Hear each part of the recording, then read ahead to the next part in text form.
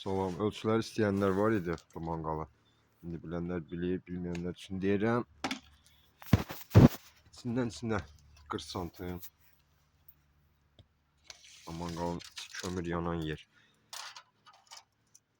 Təmiz 40 santim.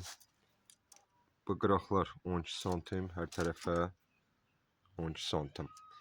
Bu X qoyduğum yerlər kəsilib çıxan yerdə onlar atılacaq. Bu ikinci hissədən 4 santim qoyulur.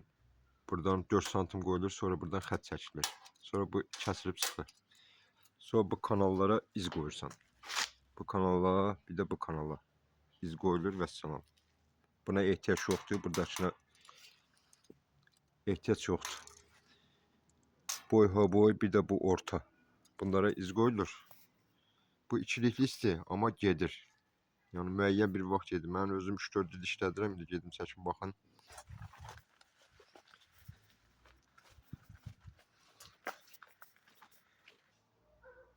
Manqal bu vəziyyətdə alınır. Bu ikilik isti. Mən özüm hardasa 4 ildir, 5 ildir rahat işlədirəm. Bir də yağışdan, sudan, qardan qorusan gedir. Heç mən onu da qorumuram. Elə qalıb yağışın qarın altında. Bu vəziyyətdə olur. Yəni gedir. Qorusan gedir. Yəni ikilik isti olsa həyətdə bazada maşına qoyub ara saparmağa əl verir. Ölçüləri kəsdik. Laqonda izi qoydum. Laqondam yaxşı deyil, işləmir deyə o birisini başlayamadım. İndi qatlamağı da göstərirəm. Hissələri çıxardırıq, üçləri, açıq o hissəyə. Birinci baş hissələri. Qatlayandan sonra keçəcək yan hissələri.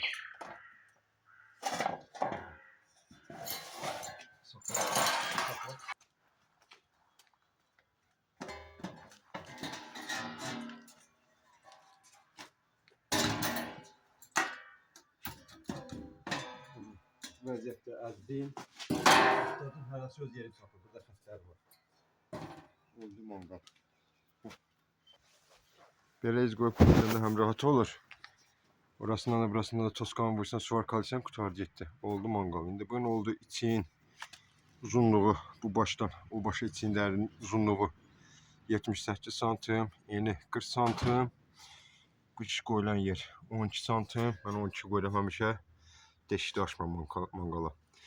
Bu baş tərəfdə 12 santim olur. Buradan bura katankadan, armaturdan suvar kalsiyum həm qulp olur, həm də işləri çıxardıb düzməyə. Atxot kimi çıxardıb atmırsan, qalır elə. Bu da belə. Laqonum yaxşı deyil. Nəsə xarab oldu deyəsən. Ancaq başlayamadım birisini. Nəsə oldusa olun. Bugün suvarkan başlayabilirsən, suvarkanı da göstərəcəm.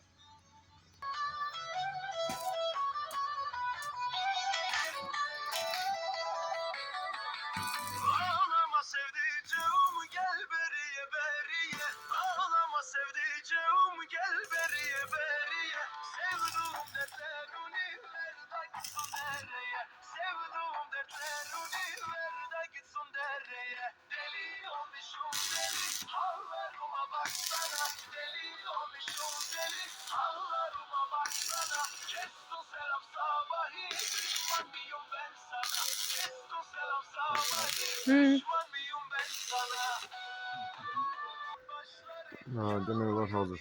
Tutan yerlərdə hazır, bir dənə qaldı ayağı. İşlərin də arası olur hardasa 8 santim qoyuram mən hamısında.